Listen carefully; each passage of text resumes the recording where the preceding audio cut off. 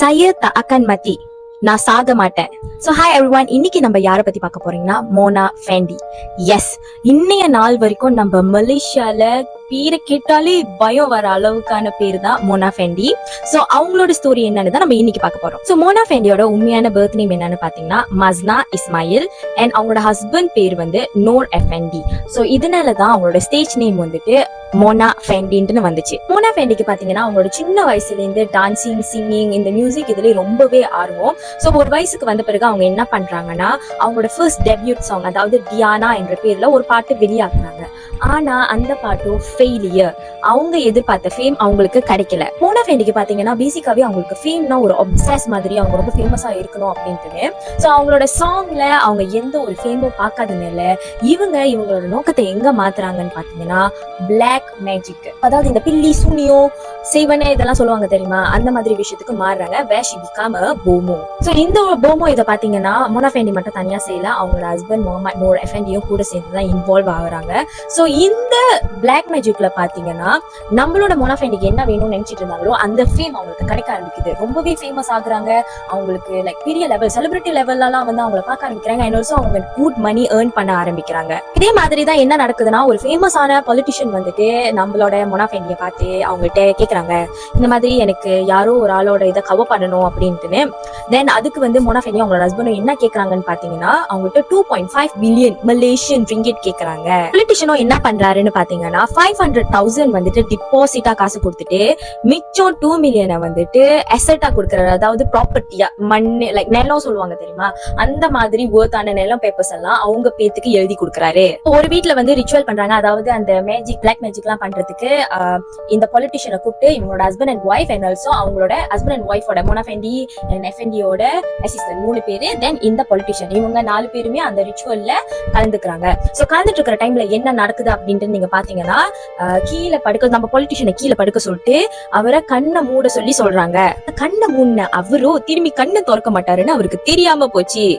என்ன நடக்குதுன்னு பாத்தீங்கன்னா மோனா ஃபேண்டி அண்ட் அவங்க ஹஸ்பண்ட் அவங்க கூட இருந்த அசிஸ்டன்ட் வந்து ஒரு பெரிய ஆக்ஸ் எடுத்து அவரோட தலையை துண்டா வெட்டுறாரு.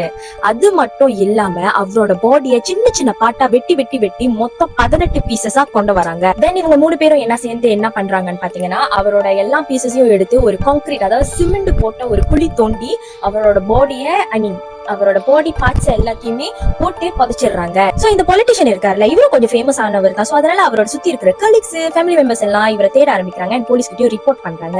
பட் மோனா ஃபேண்டியும் அவரோட ஹஸ்பண்டும் வந்துட்டு அவங்களோட ட்ராக்ஸை சுத்தமாவே கிளீன் பண்ணிட்டாங்க. சோ அவங்க கண்டிப்பா மாட்டிக்க முடியாத நிலைமையில இருந்தாங்க. சோ போலீஸும் இன்னொரு சைட்ல இந்த கேஸை தேடிட்டு இருக்காங்க. பட் கொஞ்ச நாள் கழிச்சு என்ன நடக்குதுன்னு பாத்தீங்கன்னா மோனா ஃபேண்டி அவங்களோட ஹஸ்பண்ட் அண்ட் கூட ஒரு அசிஸ்டன்ட் இருந்தாரு தெரியுமா, அவரு ஏதோ ஒரு ட்ரக் இஷ்யூனால ஓவர் டோஸ் ஆகி போலீஸ்ல பிடிபடுறாரு வேற ஒரு கேஸுக்காக.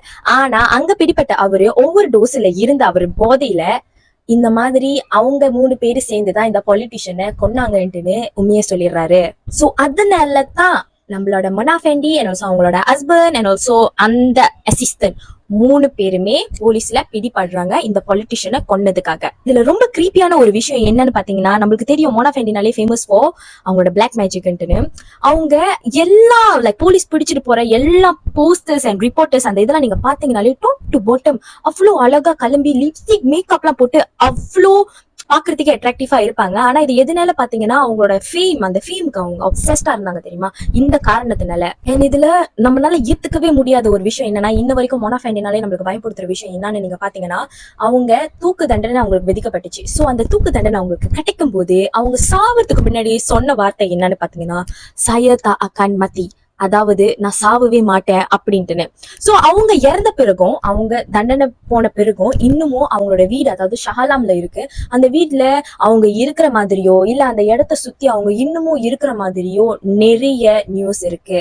இது மட்டும் இல்லாம நிறைய கண்டென்ட் கிரியேட்டர்ஸ், அதாவது இந்த மாதிரி ஸ்டோரி கவர் பண்றவங்க எல்லாமே அவங்க வீட்டுக்குள்ள போயிட்டு வந்த பிறகு கூட நிறைய அமானுஷ்யமா ஃபீல் பண்ணுது, என்ன ரொம்ப நாள் ஸ்ட்ரகிள் பண்ணுது, அவங்களோட உருவத்தை பார்த்துதான் நிறைய கதைகள் இருக்கு.